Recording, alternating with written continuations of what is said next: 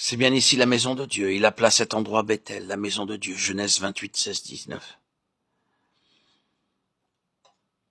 C'est cette maison de Dieu représentée par Christ qui est la pensée, nous conduisant au témoignage pratique du baptême.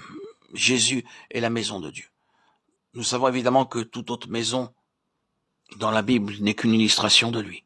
Que ce soit le tabernacle dans le désert ou bien le temple de Salomon ou tout autre temple devant remplir plus tard la même fonction, ou bien encore ce qui dans le Nouveau Testament et dans des termes plus spirituels est appelé l'Église, tout cela n'est pas autre chose que Christ. Mais c'est Christ. Dans la pensée de Dieu, c'est simplement Christ.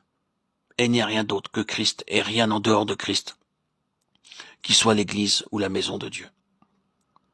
Le point sur lequel le Seigneur nous retient avec tant de force ici, c'est que Dieu a lié toutes choses de manière finale, définitive, exclusive à son Fils, et que nous ne pouvons rien recevoir de Dieu si ce n'est en Christ, et cela par une révélation du Saint-Esprit, car c'est par lui que Christ est révélé dans nos cœurs.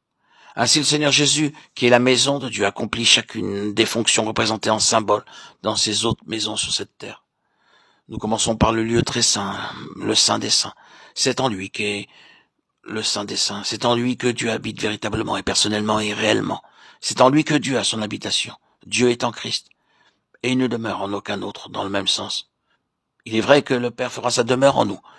Mais, bien aimé, il y a une différence lorsque le Père vient demeurer en nous. Nous ne sommes pas par là constitués en autant de Christ. Dieu ne demeure pas en nous dans le sens où il demeurait en son Fils.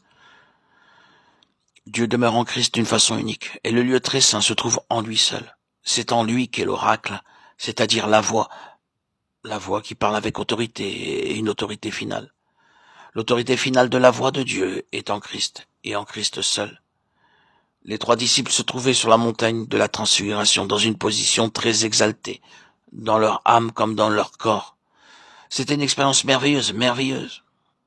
Un événement spirituel immense. Mais alors même que nous trouvons dans un état spirituel très élevé et exalté, rempli d'aspirations spirituelles, d'expressions spirituelles, nous pouvons cependant commettre les erreurs les plus graves. C'est ainsi que Pierre, animé des motifs les plus purs et des intentions les plus hautes, dit « Seigneur, il est bon pour nous d'être ici si tu veux. J'y dresserai 3 tentes, une pour toi, une pour Moïse et une pour Élie. » Matthieu 17, 4. Et tandis qu'il parlait encore, comme si Dieu était intervenu et ne lui permettait pas de continuer, mais lui disait « C'est assez ». Tandis qu'il parlait encore, la nuée les couvrit. Et il vint des cieux une voix qui dit « Celui-ci est mon fils bien-aimé, en qui j'ai mis toute mon affection, écoutez-le. » Ne commencez pas à donner expression à vos pensées et à vos idées, ici, dans cette position. La parole d'autorité finale est en moi. Vous gardez le silence devant lui. Vos extases spirituelles ne peuvent avoir aucune place ici. Vous ne devez pas être influencé par vos sentiments, si exaltés soient-ils. Sa voix, la voix irrésistible de Dieu en Christ, est la parole finale d'autorité. C'est l'oracle qui est en lui, comme il écrit et comme il était dans le sanctuaire de jadis.